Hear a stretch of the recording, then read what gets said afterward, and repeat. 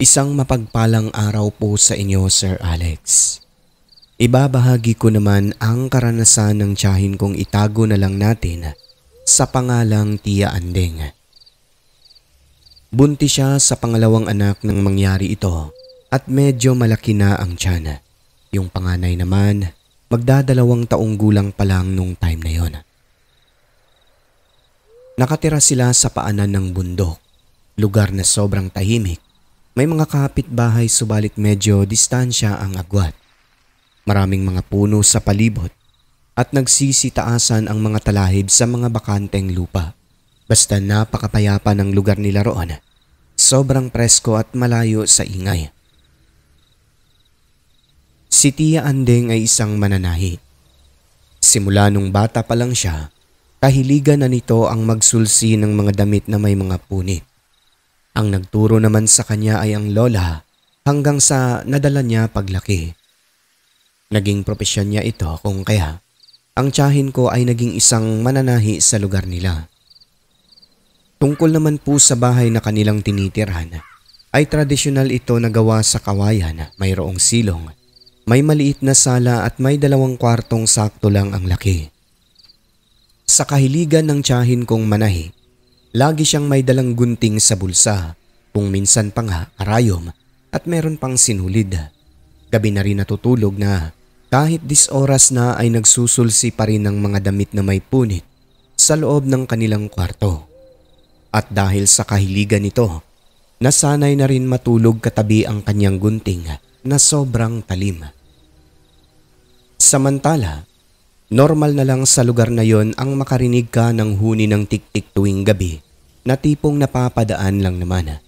Subalit kapag buntis ka, ayon kay Tia, nandyan talaga ang mga nilalang na yan, ikaw ang binabalik-balikan. Inaamoy-amoy ang sanggol sa tiyan sapagkat sobrang bango nun para sa kanila. Nasanay na lang baga si Tia sapagkat kahit nung ipinagbubuntis niya pa lang ang panganay, ay ganun din binibisita sila ng mga katiktikan. Akala nila umaamoy-amoy lang ito, Sir Alex, kasi wala namang naging problema nung ipinagbubuntis niya ang panganay hanggang sa iniluwal. Ngunit kalaunan, nalaman nilang naghahanap din pala ng tamang tiyempo ang mga nilalang na ito para umatake. Isang hapon, naghahanap ng magandang pwesto ang tiyahin ko sa dingding ng bahay nila upang ilagay ang cross na bigay sa kanya ng tiyahing nasa simbahan. Di nagtagal, tao po. May isang matandang babae na nasa mga 60 pataas ang edad, nagtatawag sa bungad ng kanilang gate na kawayan. Kaya hininto muna ni Tia ang kanyang ginagawa at isinilid muna sa cellophane yung cross na malaki. Pagkatapos ay pinatong sa ibabaw ng tahian o yung patahian niya. Agad na bumaba si Tia Andeng at nilapitan yung matandang nagpakilalang si Manang Sally. Hindi familiar ang mukha sapagkat hindi taga-baryo nila Tia. Oy Manang, ali kayo, tuloy po kayo. Ano pong may paglilingkod ko sa inyo? Ay iha, ipapagawa ko sana itong damit ng aking apo. At damit ko, napunit. At saka ito natastas. Sige po Manang, balikan nyo na lang mamaya. Pero kung makapaghintay kayo, edi gawin na lang natin ngayon. Madali lang naman to eh. Sakto natutulog pa ang panganay ko. Sige, hihintayin ko na lang, iha. Sige ho, halika muna sa loob at para masimulan na to. Umanhik na ang matanda at umupo sa upuang kawayan. Ayon dito, may nagturo lang daw sa kanya sa bahay nila Tia. Wala raw patahian sa lugar nila sapagkat sa bundok siya nakatira. Kaya sumadya raw talaga ang matandang yon sa bahay nila Tia Andeng. At habang naghihintay, hindi umano mapakali ang matanda panaylingon sa palibot ng bahay lalo na sa bubong. Basta, paikot-ikot daw ang tingin nito sa loob. Ilang sandali pa, ang ganda ng bahay niyo, no? Malamig sa pakiramdam. Oo Manang, kasi nakaangat eh. Napansin ni Tia Andeng na pasimpleng tinititigan nito ang kanyang panganay na anak na nooy natutulog sa kuna. Pabalik-balik daw talaga ang mata ng matanda sa bata na akala mo sabik na sabik. Hanggang sa mapansin niya na rin na sa tiyan na naman na pasimpleng tumitingin ito. Akala mo yumuyuko pero nakatitig pala ang mata nito sa tiyan niya. So nung tapos na ang pagtahi sa mga damit ay agad na inabot ng matanda ang bayad. Ayon kay Tia, parang ayaw daw nitong umuwi kasi nakikipagkwentuhan pa. So si Tia naman bilang isang mabuting nilalang, syempre nakikipagkwentuhan na rin ng kung ano-ano. Hanggang sa maisipan ni Tia na ipagpatuloy yung kanyang ginagawa sa paghahanap ng pwesto para sa cross na benditado mula sa simbahan. Pagkalabas sa lagayan na cellophane, pagkakita ng matanda sa bagay na ito, bigla nitong napabulalas ang katagang ay. Pagkatapos ay tumayo, nagpaalam at dali-daling bumaba ng bahay. Taka naman si Tia kasi umalis na parang nagmamadali at hindi mapakali.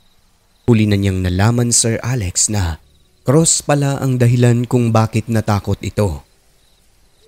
Pero nang mga sandaling yun ay wala lang naman kay Tia Anding. Hindi binigyan ng maling kahulugan ang kakaibang kinikilos nito buhat ng hindi niya naman alam na aswang na pala ang taong nasa kanyang harapan na pinapasok pa sa loob ng bahay. Ngunit paano niya naman po napatunayang aswang ito? Ganito po kasi ang nangyari Sir Alex. Sa likod na bahagi ng bahay nila papuntang Sapa, merong 2 taong gumawa ng maliit na barong-barong at mga sako lang ang ginawang bubong dahil sa naglilinis sila sa lugar na yon. Isang gabi, gaya ng sabi ko kanina, si Tia Anding ay mahilig magsulsi ng mga damit kahit 10 oras na ng gabi. Yun daw kasi ang pinakabakanting oras niya buhat ng tulog na ang panganay. Kapag ka nagising kasi ito, puto lahat ang kanyang trabaho. Nang maya-maya nun, nakarinig si Tia ng mahinang pagaspas ng pakpak sa labas. Di nagtagal, may isang baboy naman na gumagawa ng ingay sa silong ng bahay nila, tapat mismo ng kwarto kung saan sila natutulog.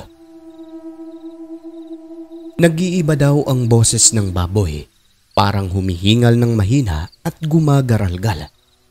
Ang nasa isip ni Tia, ordinaryong baboy lang na maaaring sa kapitbahay na kawala kasi wala naman silang mga alagang hayop noon o di kaya'y baboy ramo lang kasi nga malapit sila sa gubat.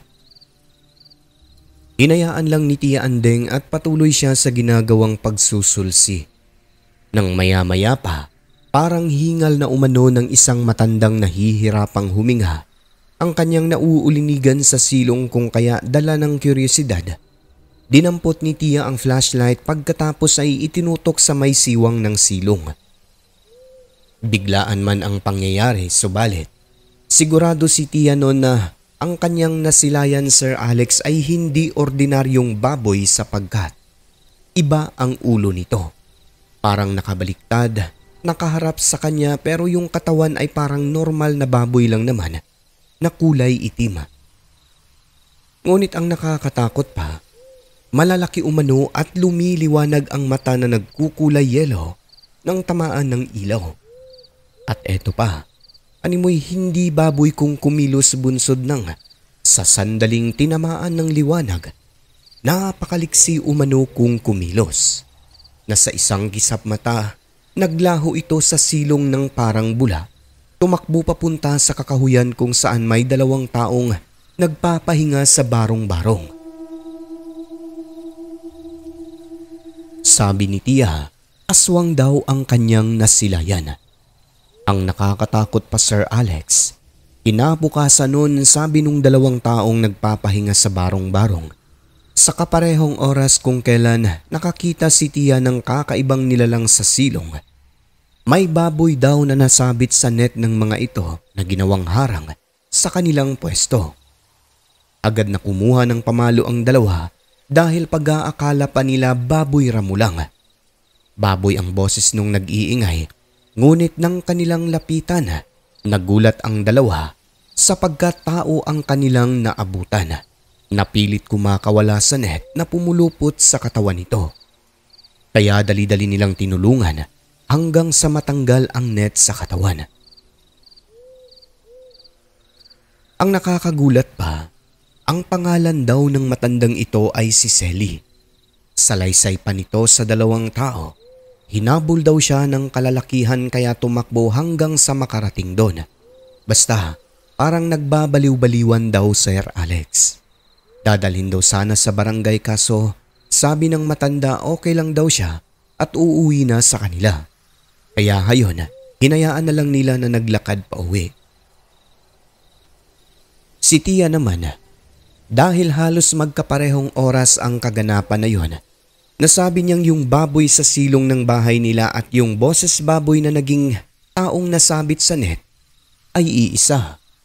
At base sa deskripsyon ng dalawang lalaki at sa binigay na pangalan ng matanda, ito raw ang matandang minsang naging customer ni Tia sa patahian. Nagkukunwaring customer upang makahanap ng paraan at tiyempo kung paano siya sumalakay sa bahay nila Tia.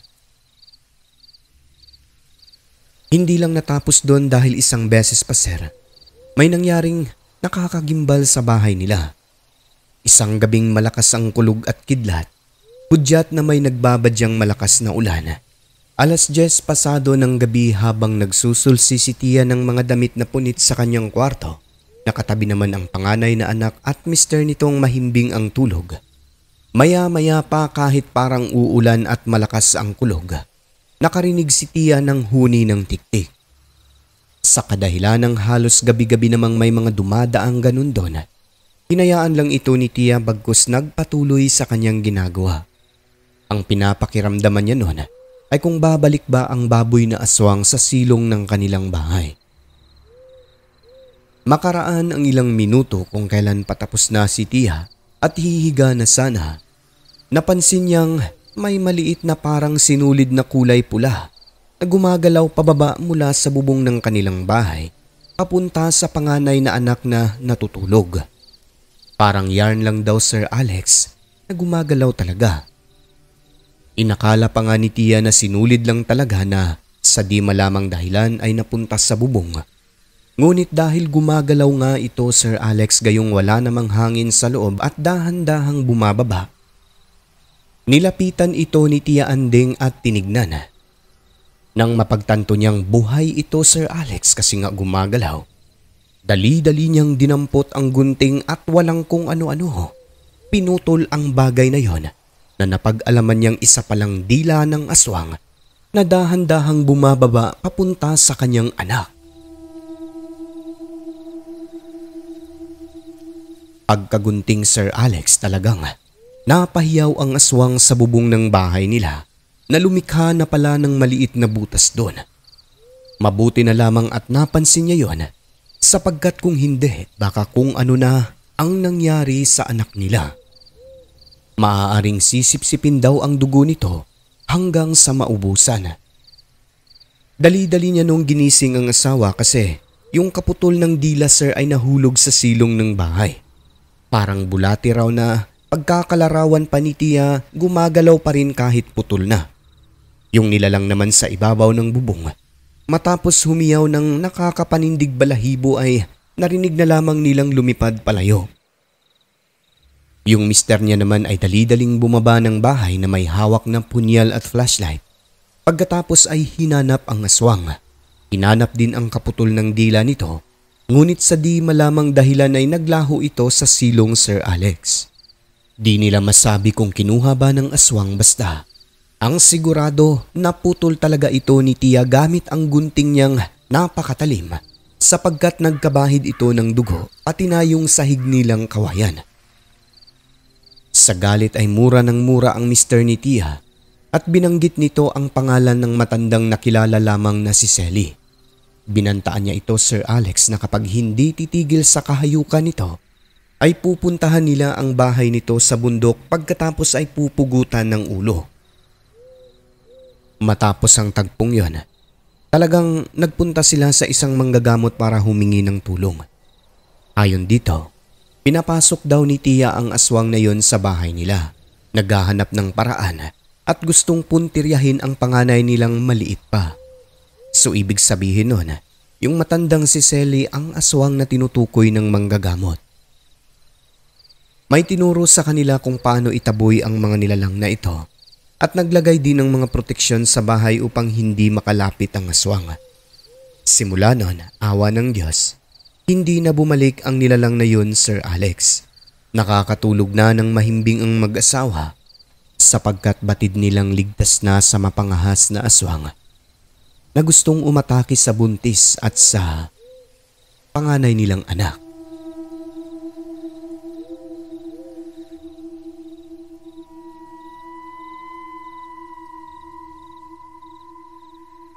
At yun na po sir ang kwento ni Tia Andeng tungkol sa tiktik at aswang.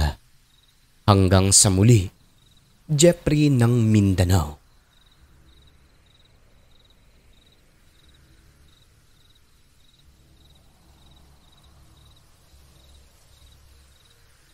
Ang mundong ating ginagalawan, nababalot ng kahiwagaan na tanging ang Diyos lamang ang siyang may kasagutan. Ako po si Alex. Magandang gabi.